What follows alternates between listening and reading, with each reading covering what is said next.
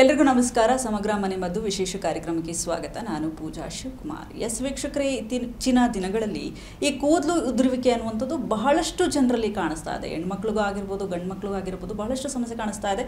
ಏರ್ಗೆ ಸಂಬಂಧಪಟ್ಟಂತೆ ಈಗ white hairs ಆಗಿರ್ಬೋದು, ಡ್ಯಾಂಡ್ರಫ್ ಆಗಿರ್ಬೋದು, ಇದೆಲ್ಲವೂ ಕೂಡ ಹೆಚ್ಚಾಗಿ ಕಾಣಿಸ್ಕೊಳ್ತಾ ಇದೆ.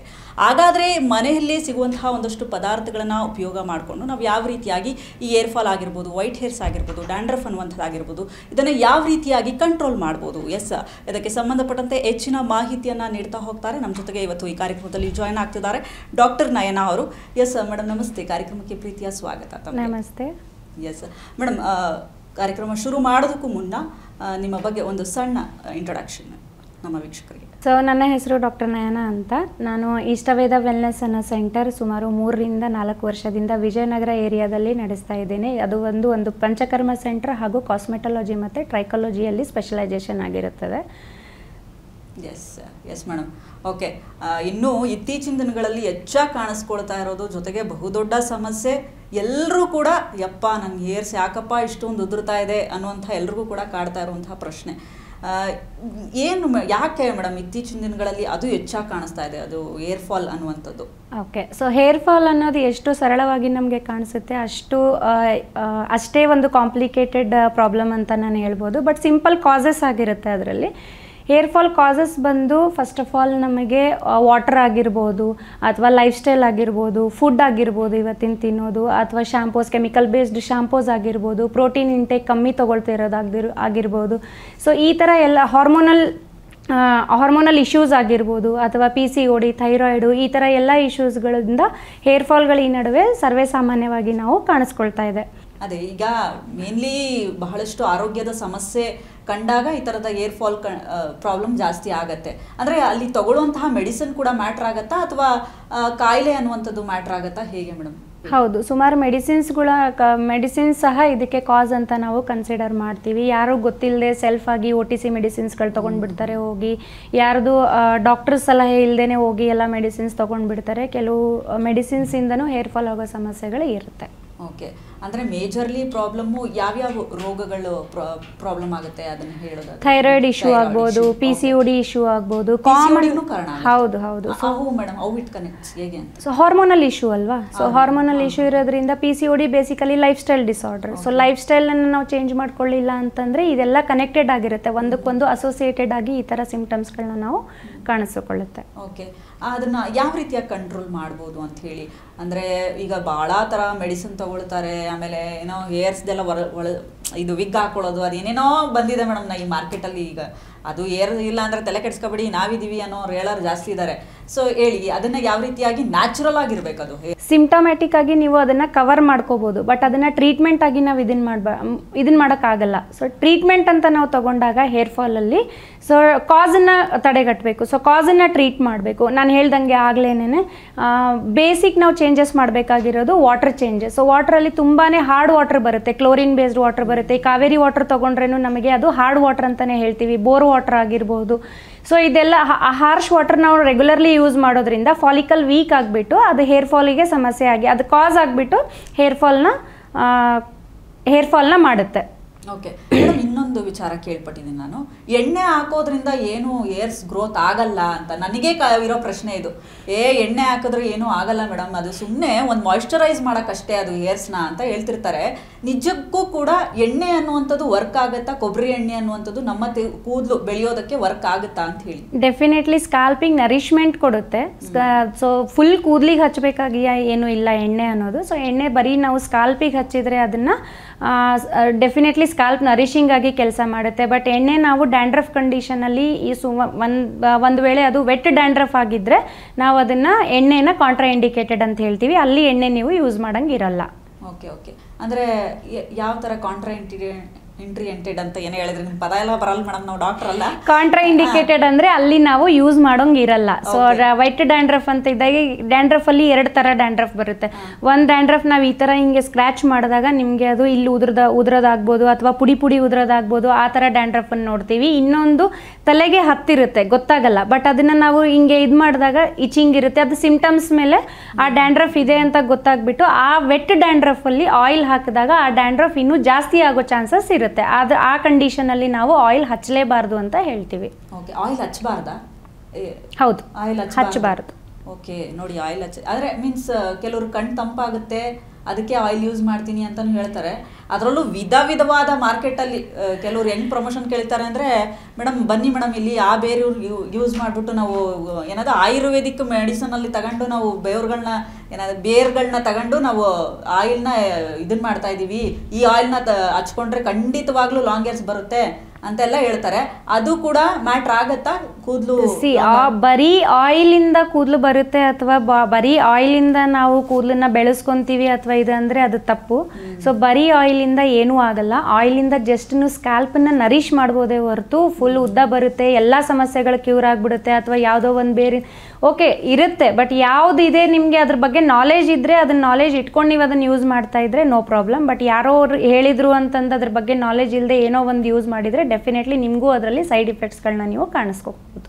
ಹಾಗಾದರೆ ಕೆಲವೊಂದಷ್ಟು ಬೇರ್ಗಳನ್ನ ಯೂಸ್ ಮಾಡ್ತೀವಿ ಅಥವಾ ಅದೇನೋ ಏನೇನೋ ಯಾವುದ್ಯಾವುದೋ ಹೂಗಳು, ಅದರ ಹೆಸರು ನನಗೆ ಈಗ ನೆನಪರ್ತಿಲ್ಲ, ಒಂದಷ್ಟು ಹೂಗಳನ್ನು ಯೂಸ್ ಮಾಡಿರುವಂಥ ಆಯಿಲ್ ಇದು.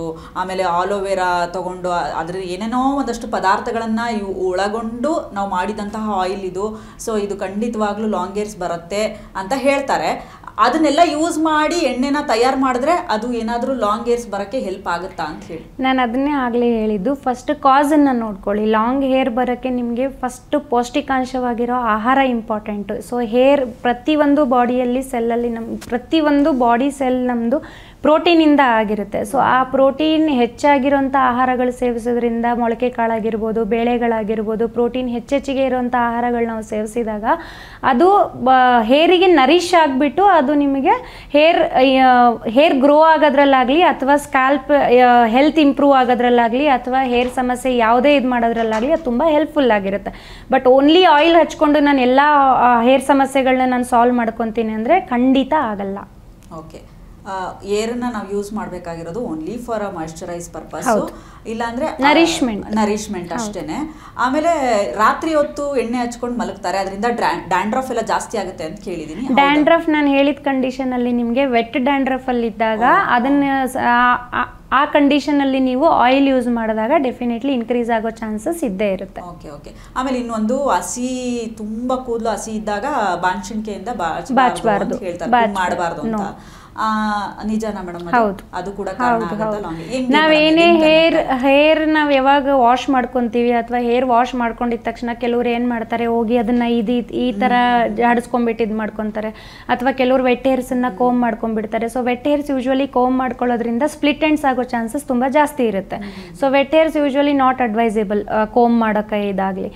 ಸೊ ನೀವು ಇದನ್ನು ಮಾಡಿದ್ದಾದ್ಮೇಲೆ ಜಸ್ಟ್ ಟಾವೆಲಿಂದ ಈ ಥರ ಹಿಂಗೆ ಇದು ಮಾಡ್ಕೊಂಡ್ಬಿಟ್ಟು ಅದನ್ನು ಒರೆಸ್ಕೊಂಡು ಇದು ಮಾಡಿದಾಗ ಹೇರ್ ಹೆಲ್ತಿಗೆ ಏನೂ ಪ್ರಾಬ್ಲಮ್ ಆಗಲ್ಲ. ಕೆಲವರು ಅರ್ಜೆಂಟಲ್ಲಿ ಇದೆ ಅಂತಂದ್ಬಿಟ್ಟು ಬ್ಲೋ ಡ್ರೈ ಮಾಡ್ತಾರೆ. ಸೊ ಬ್ಲೋ ಡ್ರೈಯಲ್ಲಿ ಟೆಂಪ್ರೇಚರ್ ಜಾಸ್ತಿ ಆಗಿರೋದ್ರಿಂದ ಅಥವಾ ಐರನ್ ರಾಡ್ಸ್ ಎಲ್ಲ ಬರುತ್ತೆ ಇವಾಗ. ಸೊ ಅದನ್ನೆಲ್ಲ ಯೂಸ್ ಮಾಡೋದ್ರಿಂದ ಹೇರ್ ಕ್ವಾಲಿಟಿ ಆಗ್ಬೋದು, ಹೇರ್ ಇದಾಗ್ಬೋದು, ಡೆಫಿನೆಟ್ಲಿ ಎಫೆಕ್ಟ್ ಆಗೇ ಆಗುತ್ತೆ. ಅದನ್ನು ಖಂಡಿತ ಯೂಸ್ ಮಾಡಬೇಡಿ. ಓಕೆ ಮೇಡಮ್, ಈಗ ಕೆಲವೊಂದು ಪರ್ಪಸಲ್ಲಿ ನಾವು ಯೂಸ್ ಮಾಡಬೇಕಾಗುತ್ತೆ, ನಾವು ಕೇಳಿ. So once in a while is fine, ಅದನ್ನು ನಾವೇನು ಇದು ಮಾಡೋಕ್ಕಾಗಲ್ಲ. ಸೊ ಬಟ್ ಕೆಲವರಿಗೆ ಅದನ್ನು ಹ್ಯಾಬಿಟ್ ಮಾಡ್ಕೊಂಡಿರ್ತಾರೆ. ನಾನು ಕೋಮ್ ಮಾಡ್ಕೊಂಡಿದ್ದ ತಕ್ಷಣ ತಲೆ ವಾಶ್ ಮಾಡ್ಕೊಂಡಿದ್ದ ತಕ್ಷಣನೇ ಅದನ್ನೇ ಬ್ಲೋ ಡ್ರೈ ಮಾಡ್ಕೊಂಡ್ಬಿಡೋದು, ಹೇರ್ ಇದು ಮಾಡ್ಕೊಂಡ್ಬಿಡೋದು, ಹೋಗ್ಬಿಡೋದು, ಆ ಥರ ಮಾಡ್ತಾರೆ. ಕೆಲವರು ಎಣ್ಣೆ ಹಚ್ಕೊಂಡ್ಬಿಟ್ಟು ಧೂಳಲ್ಲೆಲ್ಲ ಹೋಗಿ ಬಂದುಬಿಡ್ತಾರೆ. ಸೊ ಆ ಕಂಡೀಷನ್ಸಲ್ಲಿ ನಮಗೆ ಫಾಲಿಕಲ್ಸ್ ವೀಕ್ ಆಗಿಬಿಟ್ಟು ಹೇರ್ ಫಾಲ್ ಆಗೋ ಚಾನ್ಸಸ್ ತುಂಬಾ ಇನ್ಕ್ರೀಸ್ ಆಗುತ್ತೆ. ಓಕೆ, ನಾವು ಯಾವ ರೀತಿಯಾಗಿ ಕಂಟ್ರೋಲ್ ಮಾಡ್ಬೋದು ಅಂದರೆ ಮನೆಯಲ್ಲೇ ಸಿಗುವಂಥ ಒಂದಷ್ಟು ಪದಾರ್ಥಗಳನ್ನು ಉಪಯೋಗ ಮಾಡ್ಕೊಂಡು ನಾವು ಯಾವ ರೀತಿಯಾಗಿ ಕಂಟ್ರೋಲ್ ಮಾಡ್ಬೋದು? ಯಾಕಂದರೆ ಸುಮಾರು ಪೇಸ್ಟ್ಗಳನ್ನು ಹೇಳ್ತಾರೆ, ಏನದು ಕರಿಬೇವಿನ ಸೊಪ್ಪಾಗಿರ್ಬೋದು, ಜೊತೆಗೆ ಮೆಂತ್ಯ ಎಲ್ಲ ಹಾಕ್ಬಿಟ್ಟು ಆ ಪೇಸ್ಟ್ನ ಅಪ್ಲೈ ಮಾಡಿದ್ರೆ ಕೂದಲು ಉದುರುವಿಕೆ ಕಮ್ಮಿ ಆಗುತ್ತೆ ಅಂತ ಹೇಳ್ತಾರೆ. ಅದೆಲ್ಲ ವರ್ಕ್ ಆಗುತ್ತಾ? ಆ ಥರದ ಒಂದಷ್ಟು ಟಿಪ್ಸ್ಗಳು ಏನು ಹೇಳ್ತೀರಾ? ಓಕೆ, ಸೊ ಮೊದಲನೇದಾಗಿ ನಾವು ಹೇರ್ ಫಾಲಲ್ಲಿ ನಾವು ನೋಡ್ಕೋಬೇಕಾಗಿರೋದು, ನಾನು ಹೇಳ್ದಂಗೆ ವಾಟರ್ನ ಸಾಫ್ಟ್ ವಾಟರ್ ಯೂಸ್ ಮಾಡಿ. ಸಾಫ್ಟ್ ವಾಟರ್ ನಿಮ್ಮ ಹತ್ರ ಮನೆಯಲ್ಲಿ ಇಲ್ಲ ಅಂದರೆ ಲೀಸ್ಟ್ ನೀವು ಮನೇಲಿ ಎಲ್ಲರ ಮನೇಲೂ ಫಿಲ್ಟರ್ ಇದ್ದೇ ಇರುತ್ತೆ. ಸೊ ಫಿಲ್ಟರ್ ನೀರನ್ನು ಹೇರ್ ವಾಶಿಗೆ ಯೂಸ್ ಮಾಡಿ. ನೆಕ್ಸ್ಟ್ ಬಂದು ಪ್ರೋಟೀನ್ ರಿಚ್ ಆಗಿರೋಂಥ ಫುಡ್ಗಳನ್ನ ಯೂಸ್ ಮಾಡಿ. ಕಾಳುಗಳು, ಬೇಳೆ, ಮೊಸರು, ಈ ಥರದ್ದೆಲ್ಲ ಊಟದಲ್ಲಿ ಈ ಪದಾರ್ಥಗಳೆಲ್ಲ ಇನ್ಕ್ರೀಸ್ ಮಾಡ್ಕೊಳ್ಳಿ. Third, chemical based shampoos use ಮಾಡಬೇಡಿ. ತುಂಬ ಹೇರ್ ಕೆಮಿಕಲ್ ಟ್ರೀಟ್ಮೆಂಟ್ಸ್ಗಳು ಮಾಡಿಸ್ಕೋಬೇಡಿ. ಸಿಂಪಲ್ ಆಗಿರೋ ಶೀಕೆಕಾಯಿ ಆಗ್ಬೋದು, ರೀಟಾ ಆಗ್ಬೋದು, ಈ ಥರದ್ದೆಲ್ಲ ಪದಾರ್ಥಗಳನ್ನ ಯೂಸ್ ಮಾಡಿಕೊಂಡು ಹೇರ್ ವಾಶ್ಗಳನ್ನ ಮಾಡಿಕೊಂಡ್ರೆ, ಫ್ಲ್ಯಾಕ್ಸ್ ಸೀಡ್ಸು, ಅಲೋವೆರಾ, ಸೊ ಇದನ್ನೆಲ್ಲ ಯೂಸ್ ಮಾಡಿಕೊಂಡು ನೀವು ಹೇರ್ ವಾಶ್ ಮಾಡಿಕೊಂಡ್ರೆ ಹೇರ್ ಹೆಲ್ತ್ ಕೂಡ ಚೆನ್ನಾಗಿರುತ್ತೆ ಮತ್ತು ಹೇರ್ ಫಾಲಲ್ಲಿ ಕೂಡ ನಿಮಗೆ ಕಂಟ್ರೋಲ್ ಆಗುತ್ತೆ. ನೆಕ್ಸ್ಟ್ ಬಂದು ಪ್ಲಾಸ್ಟಿಕ್ ಕೋಮ್ಸ್ನ ಯೂಸ್ ಮಾಡಬೇಡಿ. ಪ್ಲಾಸ್ಟಿಕ್ ಕೋಮ್ಸ್ ಯೂಸ್ ಮಾಡೋದ್ರಿಂದ ಹೇರ್ ಫಾಲಿಕಲಲ್ಲಿ ನಿಮಗೆ ಸ್ಟ್ಯಾಟಿಕ್ ಎಫೆಕ್ಟ್ ಕೊಟ್ಟು ಹೇರ್ ಫಾಲಿಕಲ್ ವೀಕ್ ಆಗುತ್ತೆ. ಆದಷ್ಟು ನೀವು ನೀಮ್ ಕೋಮ್ಸನ್ನ ಯೂಸ್ ಮಾಡಿ. ಸೊ ಯಾವುದೇ ವುಡನ್ ಕೋಮ್ಸು, ಸ್ಪೆಸಿಫಿಕಲಿ ನಾನು ಹೇಳಬೇಕು ಅಂದರೆ ನೀಮ್ ಕೋಮ್ಸ್ ಯೂಸ್ ಮಾಡಿ. ನೀಮ್ ಕೋಮ್ ಬಂದು ಆ್ಯಂಟಿ ಬ್ಯಾಕ್ಟೀರಿಯಲ್, ಆ್ಯಂಟಿ ವೈರಸ್, ಆ್ಯಂಟಿ ಫಂಗಲ್ ಆಗಿ ಹೆಲ್ಪ್ ಆಗುತ್ತೆ. ಸೊ ನೀಮ್ ಕೋಮ್ಸನ್ನು ನೀವು ಯೂಸ್ ಮಾಡಿದಾಗ ಹೇರ್ ಹೆಲ್ತ್, ಸ್ಕ್ಯಾಲ್ಪ್ ಹೆಲ್ತ್ ಕೂಡ ತುಂಬ ಚೆನ್ನಾಗಾಗಿ ನಿಮಗೆ ಹೇರ್ ಫಾಲ್ ಸಮಸ್ಯೆಗಳಲ್ಲಿ ತುಂಬಾ ಹೆಲ್ಪ್ಫುಲ್ ಆಗಿರುತ್ತೆ. ನೆಕ್ಸ್ಟ್ ಬಂದು ನಿಮಗೆ ಸರ್ಕ್ಯುಲೇಷನ್ ಇಂಪ್ರೂವ್ ಮಾಡ್ಕೋಬೇಕು ಸ್ಕ್ಯಾಲ್ಪ್ದು. ಅದರಲ್ಲಿ ನೀವು ಯೋಗ ಪ್ರಾಣಾಯಾಮಗಳನ್ನ ಇನ್ಕ್ಲೂಡ್ ಮಾಡ್ಕೋಬೋದು. ಇಲ್ಲ ಅಂದರೆ ಲೀಸ್ಟ್ ಏನು ಮಾಡ್ಬೋದು ಮನೆಯಲ್ಲಿ ಅಂತಂದರೆ, ಹೆಡ್ನ ಬೆಂಡ್ ಮಾಡಿಬಿಟ್ಟು ಚೇರ್ ಮೇಲೆ ಕೂತ್ಕೊಂಡು ನೀವು ಬೆಂಡ್ ಮಾಡಿ ಕೂದಲನ್ನು ಆಲ್ ಡೈರೆಕ್ಷನ್ಸಲ್ಲಿ ಕೋಂಬ್ ಮಾಡ್ಕೋಬೇಕು. ಫಾರ್ ಎಕ್ಸಾಂಪಲ್ ಅದನ್ನು ಸೈಂಟಿಫಿಕ್ ಕೋಂಬಿಂಗ್ ಅಂತ ಕೂಡ ನಾವು ಹೇಳ್ತೀವಿ. ಸೊ ಫ್ರಂಟಿಂದ ಬ್ಯಾಕ್ 10 ಟೈಮ್ಸು, ಬ್ಯಾಕಿಂದ ಫ್ರಂಟ್ 10 ಟೈಮ್ಸು, ಲೆಫ್ಟ್ ಇಂದ ರೈಟ್ 10 ಟೈಮ್ಸ್ ಆ್ಯಂಡ್ ರೈಟ್ ಇಂದ left 10 times and left to right 10 times. ಈ ಥರ 2 ಟೈಮ್ಸ್ ಇನ್ ಅ ಡೇ ಮಾಡ್ಕೊಳ್ಳೋದ್ರಿಂದ ಸರ್ಕ್ಯುಲೇಷನ್ ಇಂಪ್ರೂವ್ ಆಗಿ ಹೇರ್ ಗ್ರೋತ್ ಆಗೋದ್ರಲ್ಲೂ ಹೆಲ್ಪ್ ಆಗುತ್ತೆ, ಪ್ಲಸ್ ಹೇರ್ ಫಾಲಲ್ಲಿನೂ ನಿಮಗೆ ಹೆಲ್ಪ್ ಆಗಿರುತ್ತೆ. ನೆಕ್ಸ್ಟ್ ಬಂದು ಸೊ ಫುಡ್ಡಲ್ಲಿ ನೀವು ಮನೆಯಲ್ಲಿ ಏನು ಮಾಡ್ಬೋದು ಅಂತಂದರೆ, ಫುಡ್ಡಲ್ಲಿ ಸಿಂಪಲ್ ಆಗಿರೋ ನಿಮಗೆ ಒಂದು ಬ್ರೇಕ್ಫಾಸ್ಟ್ ಸಬ್ಸ್ಟಿಟ್ಯೂಟ್ ಅಂತ ತೊಗೋಬೋದು. ನೀವು ಬ್ರೇಕ್ಫಾಸ್ಟ್ ಸಬ್ಸ್ಟಿಟ್ಯೂಟ್ ಯಾವ ಥರ ತೊಗೋಬೋದು ಅಂದರೆ, ಎಲ್ಲ ಕಾಳುಗಳನ್ನ ನೆನೆ ಹಾಕಿ, for example pumpkin seed, chia seed, 5 almonds, 1 ಅಕ್ರೋಟ್ ಆ್ಯಂಡ್ 1 ಚಿಯಾ ಸೀಡ್ಸ್, ಇದನ್ನೆಲ್ಲ ಫ್ಲ್ಯಾಕ್ಸ್ ಸೀಡ್ಸ್ ನೆನೆ ಹಾಕಬಾರ್ದು. ಸೊ ಇದನ್ನೆಲ್ಲ ನೀವು ಓವರ್ನೈಟ್ ಸೋಕ್ ಮಾಡಿ 1 ಟೇಬಲ್ ಸ್ಪೂನಷ್ಟು ಬೆಳಿಗ್ಗೆ 1 ಗ್ಲಾಸ್ ನೀರಲ್ಲಿ ಅದನ್ನು any seasonal fruit, pulpy fruit specially, so ಅದರಲ್ಲಿ ನೀವು ಮಿಕ್ಸ್ ಮಾಡಿ ಅದನ್ನು ಜ್ಯೂಸ್ ಥರ ಆದರೂ ಮಾಡ್ಕೋಬೋದು, ಶೇಕ್ ಥರ ಆದರೂ ಮಾಡ್ಕೋಬೋದು. ಅದನ್ನು ತೊಗೊಂಡಾಗ ನಿಮಗೆ ಇದರಲ್ಲಿ ಪ್ರೋಟೀನ್ ಅಂಶನೂ ಸಿಗುತ್ತೆ, ಫೈಬರ್ ಸಿಗುತ್ತೆ, ಒಮೆಗಾ 3, ಒಮೆಗಾ 6, ಒಮೆಗಾ 9 ಇವೆಲ್ಲನೂ ಸಿಗುತ್ತೆ. ಇವೆಲ್ಲನೂ ಹೇರ್ ಹೆಲ್ತಿಗೆ ತುಂಬಾ ಹೆಲ್ಪ್ಫುಲ್ಲಾಗಿ ಕೆಲಸ ಮಾಡುತ್ತೆ. ಸೊ ಇದನ್ನು ನೀವು ವೆಯ್ಟ್ ಕಮ್ಮಿ ಇರೋರು ಇದನ್ನು ಬ್ರೇಕ್ಫಾಸ್ಟ್ ಆದಮೇಲಾದರೂ ತೊಗೋಬೋದು ಅಥವಾ ಬ್ರೇಕ್ಫಾಸ್ಟ್ ಜೊತೆಗಾದರೂ ತೊಗೋಬೋದು. ಬಟ್ ವೆಯ್ಟ್ ಜಾಸ್ತಿ ಇರೋರು, ಒಬೇಸ್ ಇರೋರು ಇದನ್ನು ಸಬ್ಸ್ಟಿಟ್ಯೂಟ್ ಆಗಿ ತೊಗೋಬೋದು. ವೆಯ್ಟ್ ಜಾಸ್ತಿ ಇರೋರು ಬ್ರೇಕ್ಫಾಸ್ಟ್ ಸಬ್ಸ್ಟಿಟ್ಯೂಟ್ ಆಗಿ ತೊಗೊಳ್ಳಿ. ಇದನ್ನು ತೊಗೊಂಡಿದ್ದಾದ್ಮೇಲೆ ಮತ್ತೆ ಬ್ರೇಕ್ಫಾಸ್ಟ್ ಮಾಡಿದರೆ ನಿಮಗೆ ವೆಯ್ಟ್ ಗೇನ್ ಆಗೋ ಚಾನ್ಸಸ್ನೂ ಜಾಸ್ತಿ ಇರುತ್ತೆ. ನೆಕ್ಸ್ಟ್ ಬಂದು ನಿಮಗೆ ಮನೆ ಮದ್ದಲ್ಲಿ ನಾನು ಹೇಳಬೇಕು ಅಂತಂದರೆ, ನಾರ್ಮಲಿ ನೀವು ಮೆಂತೆ, ಕರಿಬೇವು, ಅಲೋವೆರಾ ಇದನ್ನೆಲ್ಲನೂ ರಾತ್ರಿ ನೆನೆ ಹಾಕಿಬಿಟ್ಟು ಬೆಳಿಗ್ಗೆ ಎದ್ದು ಅದನ್ನು ಮಿಕ್ಸಿ ಮಾಡಿ ಅದನ್ನು ಪೇಸ್ಟ್ ಮಾಡಿ, ದಾಸವಾಳ ಹೂವನೂ ಹಾಕೋಬೋದು, ಸೊ ರೋಸ್ ಪೆಟಲ್ಸೂ ಹಾಕೋಬೋದು. ನಿಮ್ಮ ಹತ್ರ ಯಾವುದೇ ಅವೈಲೇಬಲ್ ಇರಲಿ, ಇದನ್ನೆಲ್ಲ ಅವೈಲೇಬಲ್ ಇರೋಂಥ ಐಟಮ್ಸನ್ನು ಅದನ್ನು ಹಾಕಿ ಸ್ಕಾಲ್ಪಿಗೆ ಹಚ್ಚಿ, ಸ್ಪೆಷಲಿ ಸ್ಕಾಲ್ಪನ್ನ ಫೋಕಸ್ ಮಾಡಿ ಸ್ಕಾಲ್ಪಿಗೆ ಹಚ್ಚಿ 1 ಅವರ್ ಬಿಟ್ಟು ಅದನ್ನು ತಲೆ ಸ್ನಾನ ಮಾಡೋದ್ರಿಂದ ಕೂದಲು ಸ್ಮೂತು ಆಗುತ್ತೆ, ಹೇರ್ ಫಾಲ್ ಅಲ್ಲೂ ಕಂಟ್ರೋಲ್ ಬರುತ್ತೆ, ಹೇರ್ ಗ್ರೋತ್ ಆಗೋಕ್ಕೂ ನಿಮಗೆ ಹೆಲ್ಪ್ ಆಗುತ್ತೆ. ಸುಮಾರು ಹೇರ್ ಹೆಲ್ತನ್ನು ನೀವು ಇದರಲ್ಲಿ ಕಂಟ್ರೋಲ್ ಮಾಡ್ಕೋಬಹುದು.